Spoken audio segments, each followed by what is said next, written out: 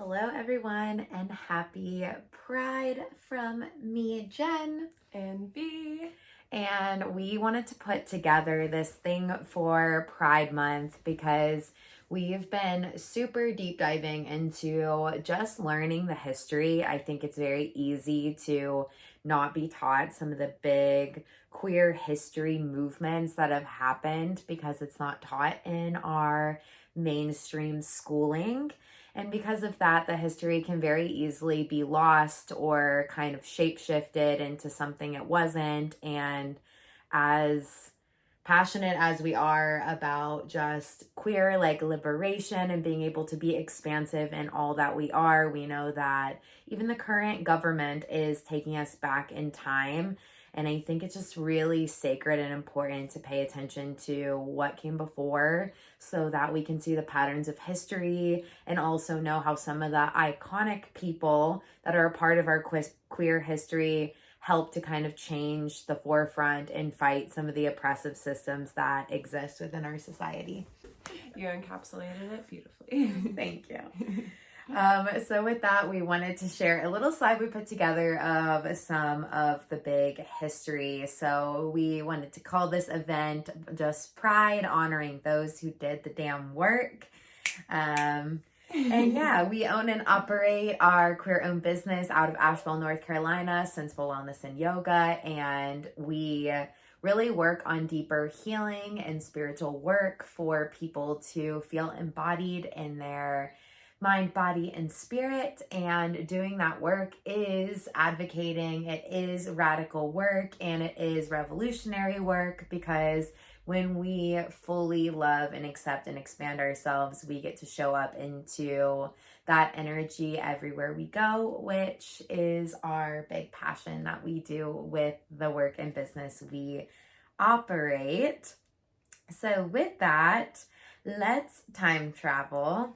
All right, so we are starting us off in 1955 in San Francisco. As you look through the history of some of the big queer movements, one of the big groups that you will see referenced over and over again is the Daughters of Bilitis. This is the first lesbian right group in the United States. They began as a private social club founded by working women of color. This group began to expand out with local chapters all over the U.S. They began publishing The Ladder, which became the first lesbian magazine of the United States. And the original founders were Rose Bamberger, her partner Rosemary Slipen, and couple Del Martin and Phyllis Lyon. And the work of these leaders helped to shape the modern gay and feminist movements. The other group you will see referenced again and again is the Madagime. They have had so many little subgroups and names that you will see woven in because it broke into lots of different chapters. There was a lot of different preferences on what to focus attention on, how out to be versus how quiet to be. But this began as a secret organization in Los Angeles in 1950. It was founded by Harry Hay and other leftists, including Bob Hull, Chuck Rowland, Dale Jennings, Conrad Stephen, James Gruber, and Rudy Gernwich, this was one of the earliest gay right organizations in the United States. And as I said, broke into so many subgroups. You will see them sprinkled in throughout the queer history. And a lot of the leaders did not only individual work and started different subgroups, they also put out a lot of publications, one of them being the One magazine. And the One magazine ended up going to the Supreme Court and being tried for being an obscene publication. And this was the first ruling related to homosexuality that ever actually entered the Supreme Court.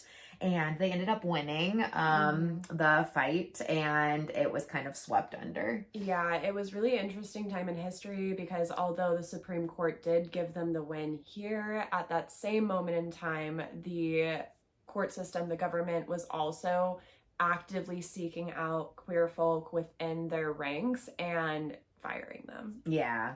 If you look at a lot of the 50s, it was pretty dark time. The lavender scare was very real. There was really awful violence being done. There was a lot of terminology that was used very derogatorily towards queer individuals. They were just seen as being very sick and very it was very unsafe to be queer. Yeah, so there were raids broken into at any public space where it was suspect that there were homosexuals. As underground as the society was, they were still being sought out. Like, police were actively like stalking these places that suspected queer individuals would go to, and then they would wait until they had enough evidence, and sometimes not even then, and like arrest everybody and mark them as criminals even though they weren't doing anything besides being themselves.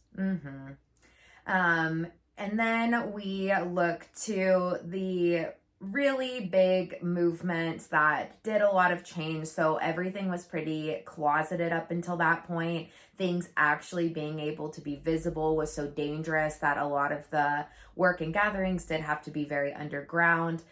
So we take it to what I feel like most people at least know in our queer history, which is the Stonewall riots. This was June 28th, 1969. This was a series of events between the police and the LGBTQ plus protesters. It stretched over 6 days. And it was not the first time police had raided a gay bar. It was the first time that the LGBTQ community actually fought back. The events would unfold over 6 days and would fundamentally change the discourse around LGBTQ plus activism in the United States. So while Stonewall became well known due to media coverage and subsequent annual Pride traditions, it was a culmination of a lot of activism. But historians noted that the shift in activism still really only benefited white cisgender people, even though people of color and gender nonconforming people were really behind a lot of this work. They continued to be marginalized, but I do feel like Stonewall was one of the first really big public things that actually spread across the United States, where we weren't even seeing the term like queer or gay like in public media. So I think that was at least a big shift to give an initial visibility for something that had never gone that nationally recognized. So it was at least big enough to sweep over a wave.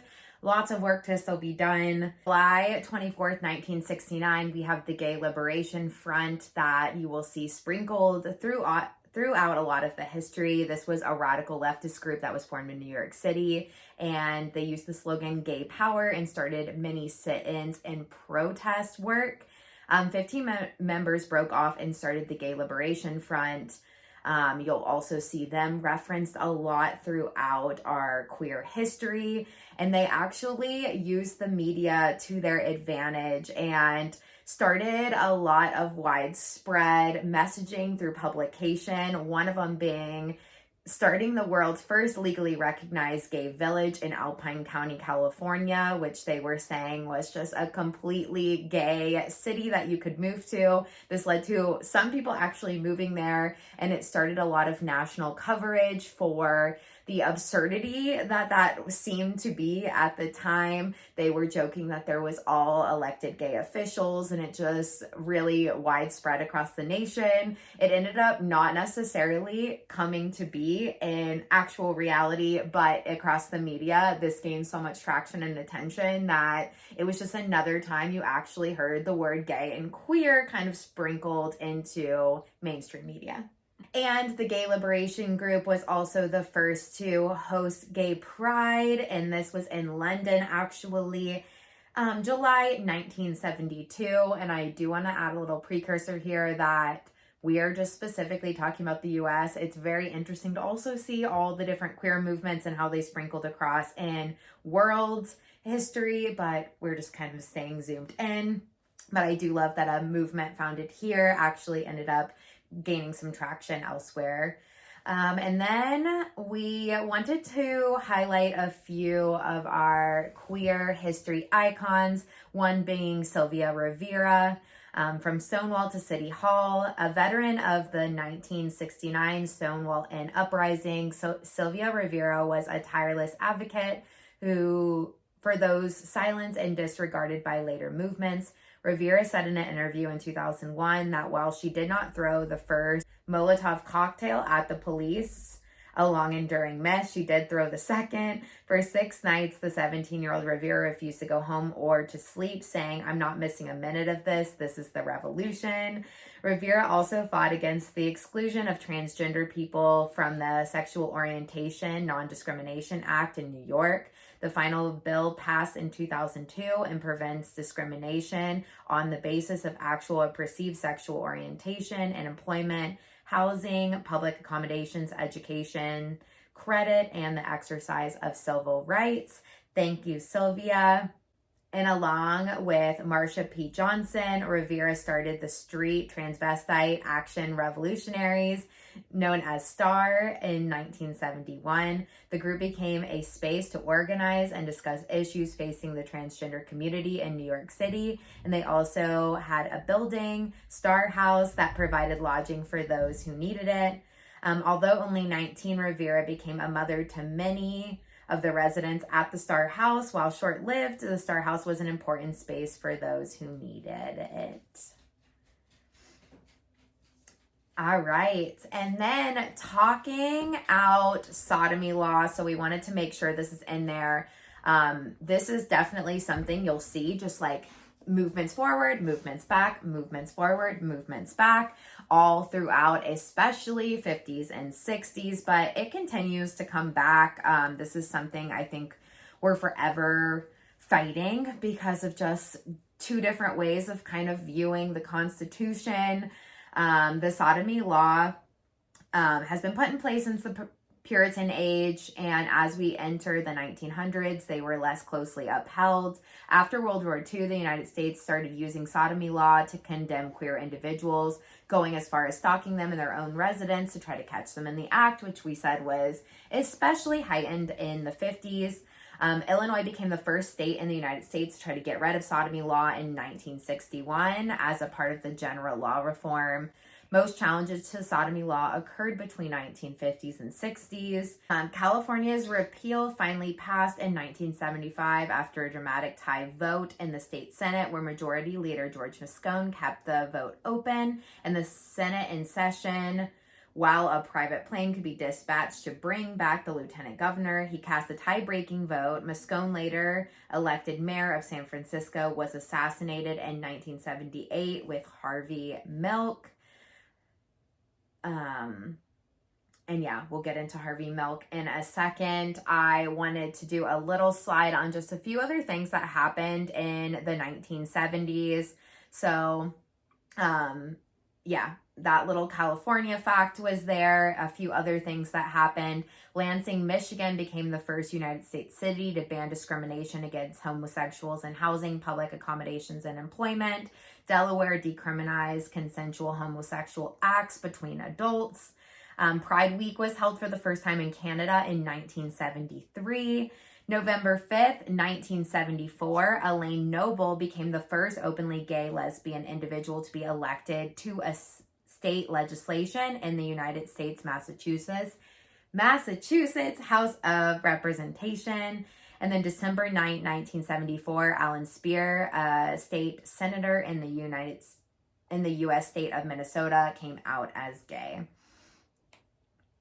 And we're going to go into Harvey Milk a little bit, one of our other big queer icons to highlight. So a quote from Harvey first: "The only thing young gay people have to look forward to is hope, and you have to give them hope. Hope for a better world, hope for a better tomorrow, hope for a better place to come to if the pressures at home are too great, hope that it'll all be all right." This was from the Hope speech in 1977. So talking about Harvey Milk, he was born May 22nd, 1930, and he ended up being assassinated November 27th, 1978. He was an American politician and the first openly gay man to be elected to public office in California as a member of the San Francisco Board of Supervisors. During Milk's almost 11 months in office, he sponsored a bill banning discrimination based on sexual orientation in public accommodations, housing, and employment. The supervisors passed the bill by a vote 11-1, and Mayor George Moscone signed it into law on November 27, 1978. Milk and Moscone were assassinated by Dan White, a disgruntled former city supervisor who cast the sole vote against Milk's bill. And this case was extremely disturbing to learn about. I think we have recognized Harvey Milk throughout queer history, but the more you learn about this case, it just shows the constant discrimination that has happened. So on November 27, 1978, Milk and Moscone were assassinated by Dan White, a disgruntled former city supervisor who stole the sole vote against Milk's bill. White had put in his resignation 1 week before the murder took place and had regretted his choice to resign. The sentencing was extremely disturbing because Dan White was only sentenced to 7 years in prison, and it ended up getting reduced to manslaughter versus the outright murder that it actually was. His lawyers argued in court that his mental health was foggy due to eating too many Twinkies, too much sugar, which can you only imagine if any of us tried to say something like that. Yeah, so essentially too many Twinkies was just cause enough to murder, I think, 3 elected officials, right? He was released only after 5 years in prison, so justice was not served. Harvey Milk believed that the government should represent individuals, not just downtown interests, and should ensure equality for all citizens while providing needed services. He spoke for the participation of LGBT people and other minorities in the political process. The more gay people came out of the closet, he believed the more their families and friends would support protections for their equal rights as well. Thank you, Harvey. And then we wanted to talk about what was a huge backslide. So we were making very big gains, I think, sparked by the Stonewall riots, a lot more people being elected into government. And then 1977, watershed. It was a pivotal moment for the campaign for equal rights and LGBTQ groups. This was because the famous American singer Anita Bryant launched the Save Our Children campaign, which ended up gaining lots of traction. She was a big name in America. She sang at the Super Bowl. She advertised for Coca-Cola, and at the time was the prominent face of Florida orange juice. In 1977, Dade County in Florida passed a law which prevented discrimination on the grounds of sexuality. Bryant, a committed Christian, was furious. In her campaign against gay rights, she argued that homosexuals can't have their own children. They recruit and groom other people's children and abuse them. She succeeded in overturning Dade's county reform. And she pretty much just went across the U.S., causing a lot of backslide in what was big movements that had already been done, using Christian faith and just fear-mongering against just, once again, bringing that stereotype of perversion into homosexuality, which never, ever has the statistics behind it and is always just a way to kind of continue to push forward just false pretenses. I think it's really important to note that this is where the rhetoric we hear today of queer folk being groomers really starts to come out of the woodworks. Is because of Anita Bryant. So the campaign gripped America, and it was mobilized, and it mobilized the gay community. They launched a boycott of orange juice, which meant that something as simple as doing your grocery shopping became a political act. If you bought orange juice, it could be implied that you were homophobic. If you didn't, it could be inferred that you were pro-gay rights. The orange juice boycott meant that orange juice wasn't used in drinks at gay bars, and instead people ordered an Anita Bryant cocktail of vodka and apple juice, and the money went to the campaign to fight back. Bryant ultimately lost. By that October, she was infamously pied in the face by gay nurse and protester Tom Higgins in Des Moines, Iowa. The boycott, which drew mockery from celebrities, a divorce that caused a rift with her supporters, and financial troubles led to her being dropped as the spokesperson in 1980. Despite her career decline, she is still a symbol of intolerance in the LGBTQ community.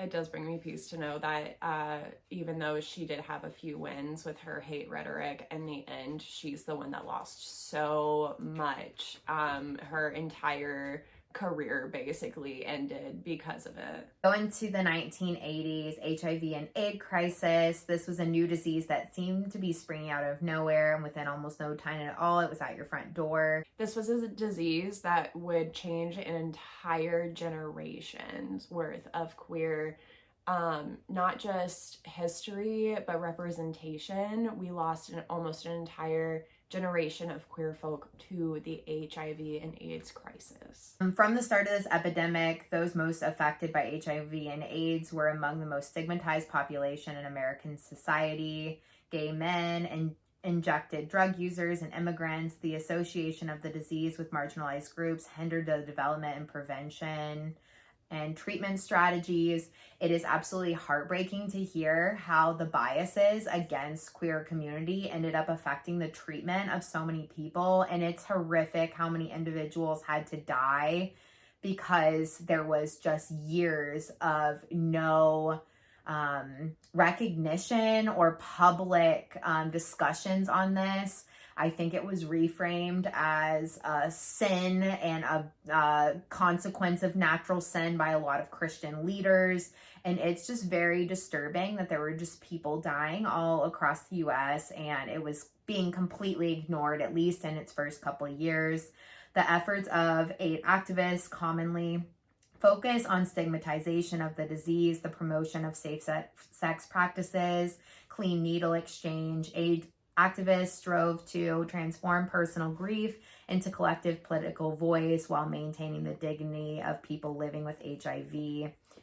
I just want to toss in here as well, before we go into ACT UP, that the only reason they started actively looking for a cure for HIV and AIDS is because at some point in the pandemic, they realized that it wasn't just queer folk, and you started seeing cis heteronormative individuals with AIDS, and that was the only time that doctors started to take it seriously.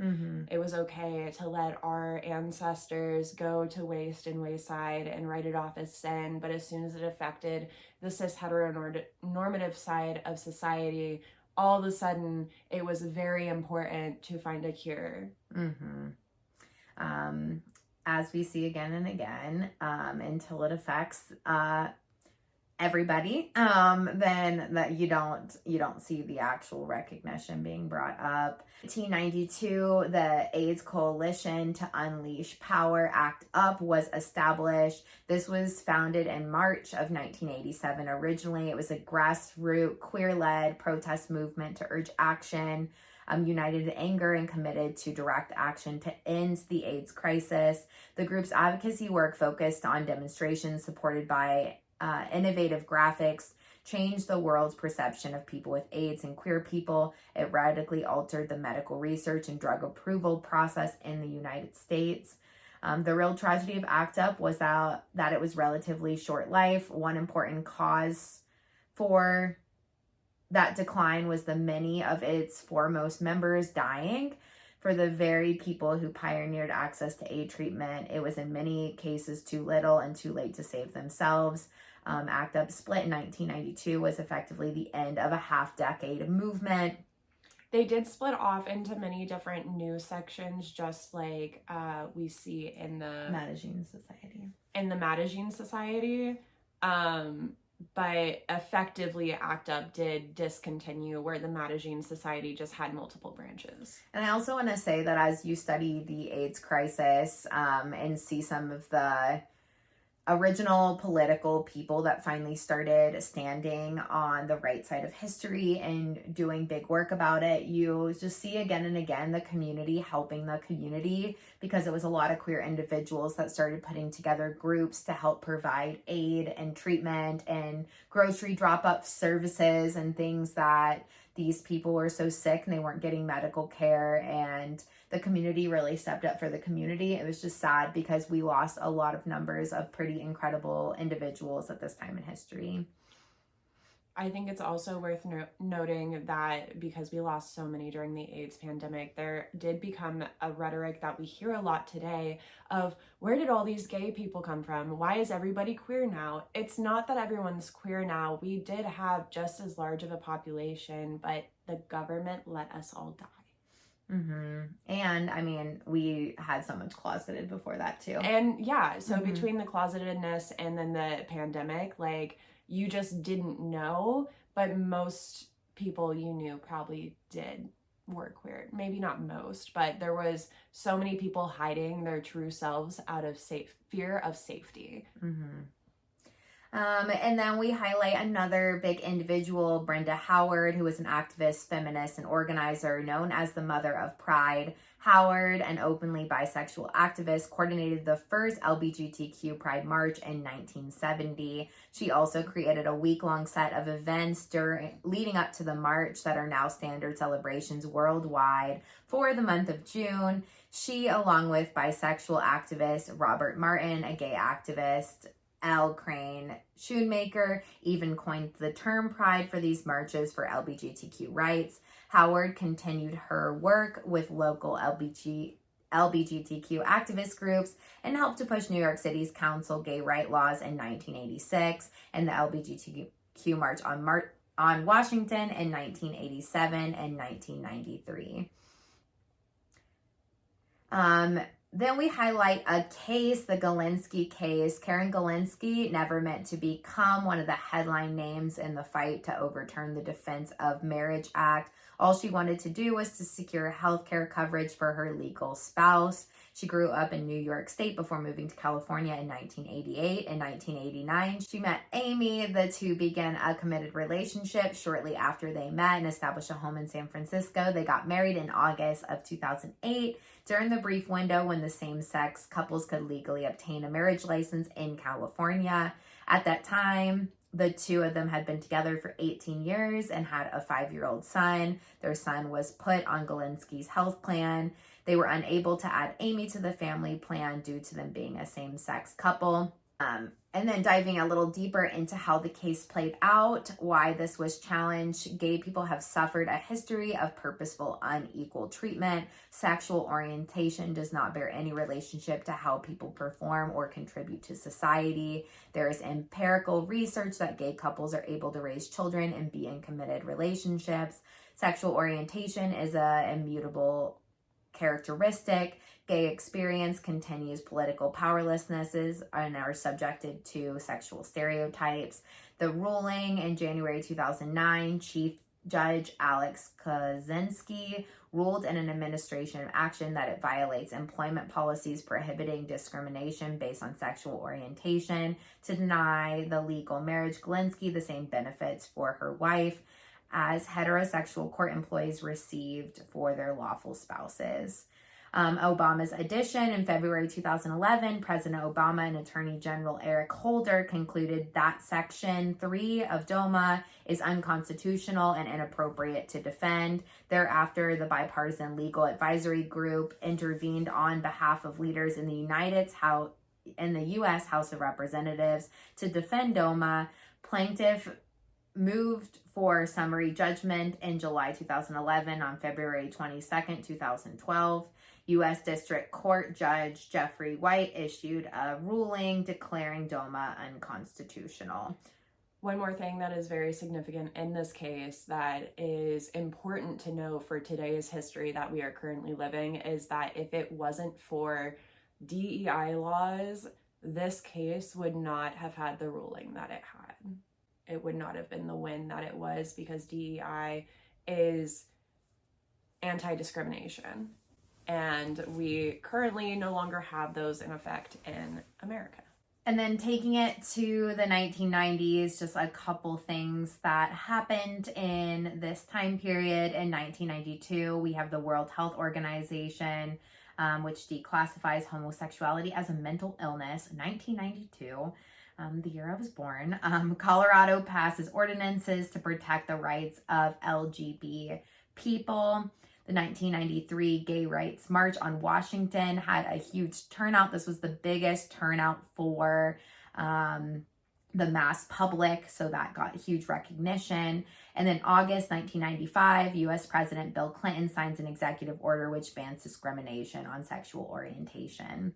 Which means queerness has not been considered a mental illness for only 33 years, friends. Wild. And then we wanted to bring up the Don't Ask, Don't Tell, which was another big backslide that happened. It was signed in January 19th, 1993, repealed on September 20th, 2010. Although homosexual acts were grounds for discharge from the U.S. military since the start of the Revolutionary War, the place of LGBTQ service members became a controversial topic. In 1993, President Clinton enacted Don't Ask, Don't Tell, a misguided compromise plan based on bias and faulty stereotypes that required LGBTQ members of the military to serve in secret or face expulsion. The Pentagon trained soldiers, even provided comic books on homosexual conduct policy.